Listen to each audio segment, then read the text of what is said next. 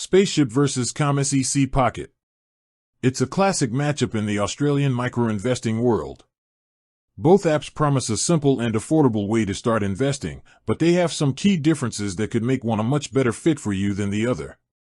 First, let's talk about what they are.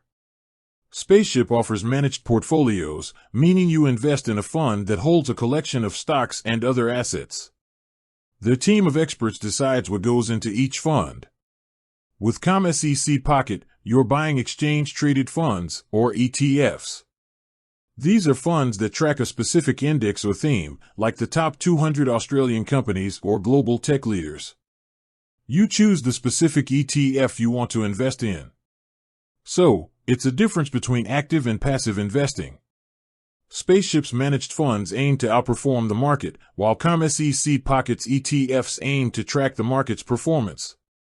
Now, on to the numbers. With Spaceship, you can start investing with as little as $1. For balances under $100, there are no fees.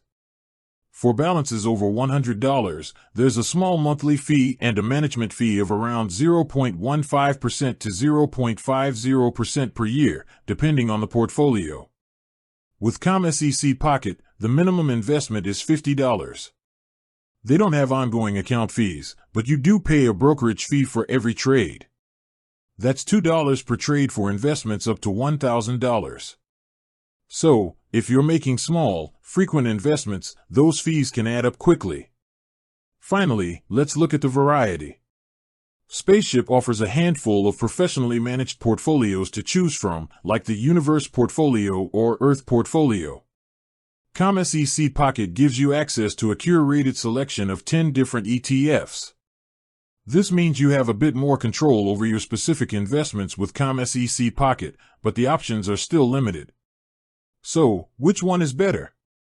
If you're looking for a set-and-forget approach with very low starting amounts and you prefer a team of experts managing your investments, Spaceship might be your pick.